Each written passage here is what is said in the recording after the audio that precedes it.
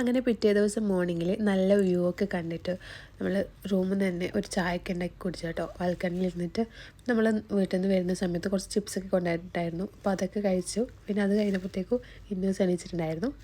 ഇന്നൂസ് എണീച്ചപ്പോൾ ഇന്നൂസിനെ ഫ്രഷാക്കി നമ്മൾ ബ്രേക്ക്ഫാസ്റ്റ് കഴിക്കാൻ പോകലാണ്. പിന്നെ അതിൻ്റെ ഇടയിൽ ഇന്നൂസ് ബാൽക്കണിയൊക്കെ തുറക്കാൻ നോക്കിയിട്ടുണ്ടായിരുന്നു, പക്ഷെ പറ്റിയില്ല.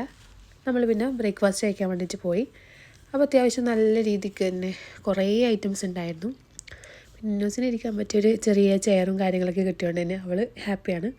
അപ്പം കുറേ തരം ഫുഡ് ഐറ്റംസ് ഉണ്ടായിരുന്നു. ഫുഡൊക്കെ കഴിച്ചിട്ട് നമ്മൾ ഇങ്ങോട്ടേക്ക് വന്നിട്ടുള്ളത് മീനിൻ്റെ ഭാഗത്തേക്ക്.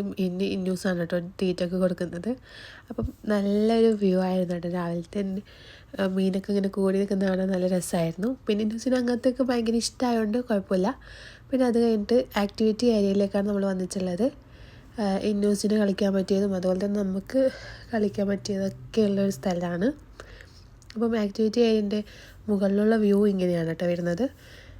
പിന്നെ ഇന്നൂസിൻ്റെ ഒറ്റയ്ക്ക് തന്നെ കളിക്കാൻ പറ്റിയ ചെറിയൊരു പ്ലേസും കാര്യങ്ങളൊക്കെ ഉണ്ടായിരുന്നു. അപ്പം ഇന്നൂസ് നന്നായിട്ട് എൻജോയ് ചെയ്തിട്ടുണ്ടായിരുന്നു ഈ ട്രിപ്പ്. പിന്നെ വീഡിയോ ഗെയിമും അതുപോലെ തന്നെ ക്യാരംസും കാര്യങ്ങളൊക്കെ ഉണ്ടായിരുന്നു നമുക്ക് കളിക്കാൻ പറ്റിയത്. അതൊക്കെ കളിച്ച് കഴിഞ്ഞതിന് ശേഷം നമ്മൾ താഴേക്ക് ഇറങ്ങിയിട്ടുണ്ടായിരുന്നു. പിന്നെ ടർഫിൽ നിന്ന് ഇക്കയും മോളും ഫുട്ബോൾ കളിക്കലാണ് കേട്ടോ. അപ്പം അത്രയുള്ള